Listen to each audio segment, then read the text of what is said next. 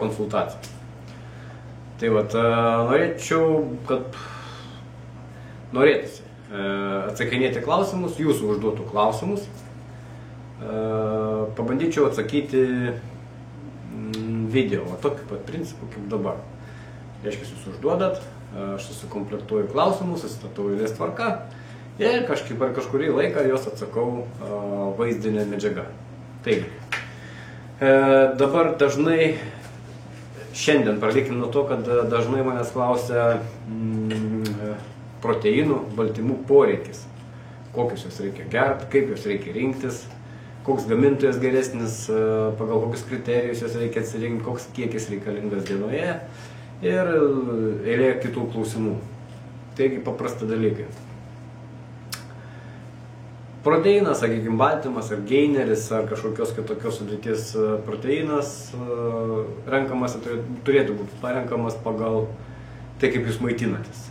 Tai reiškia, daugmaž išanalizuojam, kas dažniausiai valgoma, kada valgoma, koks maistas, kiek kartų dienoje valgomas, ar tai iki treniruotės, koks maistas valgomas, po treniruotės, koks maistas valgomas, kada vėl paskutinis maistas, kada pirmas ir taip toliau. Pagal tai galima nuspręsti, sakykime, koks medžiagų poreikis jūsų organizmui gali būti. Antras kriterijus tai būtų fizinis aktyvumas. Čia vėlgi reikia atkreipti dėmesį, kada treniruoti. Tai ryte, vakare, dieną. Pagal tai paskaičiuojama, kiek kartų per dieną jūs dar valgote ir organizmas dar gauna medžiagų. Ar tai jeigu rytinė treniruotė, baltymo poreikis dažniausiai būna minimalus.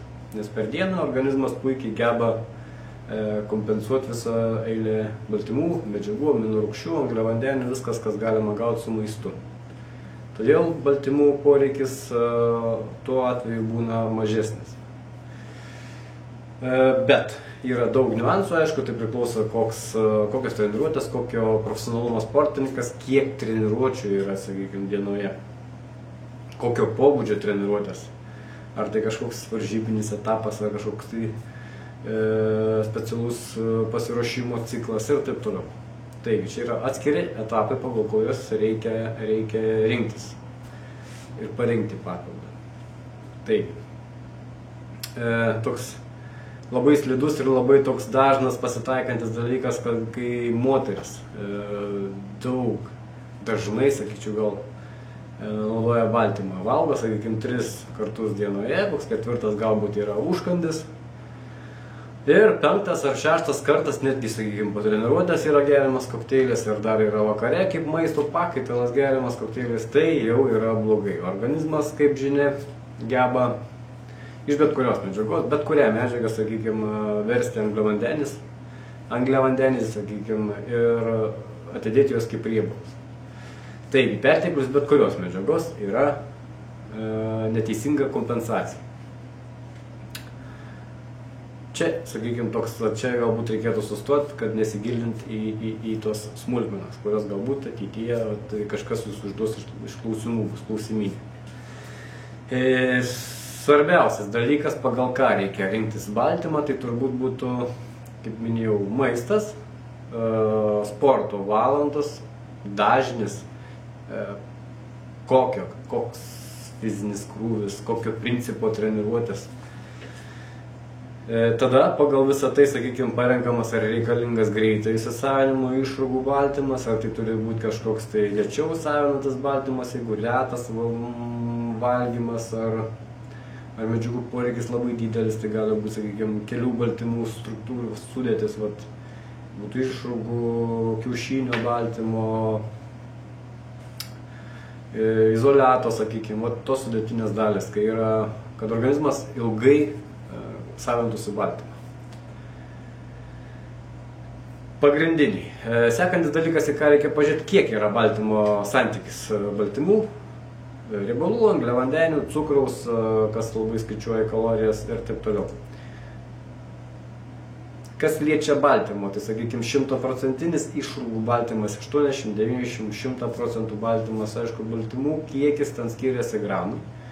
Iš karto skiriasi pagrindė, tai cukraus kiekis galbūt, cholesterolio, sakykime, kiekis, riebalų kiekis porcijoje. Tai va turi įtaką, sakykime, tam tikrame procese, va, sakykime, kiekvienam atveju žmogaus, tai moteris galbūt laikosi dietos, ar vyras varžybinis dietos, ar kažkokie tai svorio metimo procesai ir taip toliau. Tai va tie turi tokius, sakykime, papildomus niuansus. Tai realiai turėtų būti išrūgų baltymas, geriausia šalto valymo, nors dabar tų baltymų biologinės vertės iš tikrųjų valymai kompanijų naudojami pakankamai geri, stiprus, biologinės vertės, kaip minėjau, geras, savinas labai gerai ir neturi kažkokios tai azotinės likutinės dalies, sakykime, nereikalingos. Tai va taigi. Bet pagrindė, svarbiausias dalykas tai yra gamintojas. Kaip valo baltymą gamintas, jis turi deklaruoti, dažniausiai būna parašyta ant etiketės procentai. Tai jeigu 100%, tai kiek tame 100%, sakykime, kokia porcija, kiek yra gramų baltymų. Porcijoje esantis baltymų ir riebalų santykis, kiekis. Realiai daugumai žmonės, sakykime, į tai žiūri, kad būtų visiškai baltymas, nebūtų visiškai nieko apart baltymą. Čia šiek tiek toks, labai gal ne tai, kad neteisingas, bet toks labai, baltymo yra viena taisyklė. Baltymas geriau savinasi, kai yra šalia atitinkamas kiekis riebalų. Tai reiškia tam tikras kiekis baltymų, kad gerai įsisavinti turi būti tam tikras kiekis riebalų, tam tikras kiekis cukraus. Tada baltymui savintis, sakykime, organizmas išskiria daugiau fermentų. Taigi visiško 100% baltymų rinktis ne tai, kad nederėtų, bet nereiškia, kad jų reiktų, jis neturėtų būti prioritetas, neturėtų būti numeris 1. Tai yra tikrai geras baltymas, tikrai neturintis kitų medžiagų, bet kiekviename atveju gali įsisavinti sunkiai, gali įsisavintis lengvai, gali įsisavinti visas, gali įsisavinti dalis. Taigi čia, kaip minėjau, vėl yra atskira tema.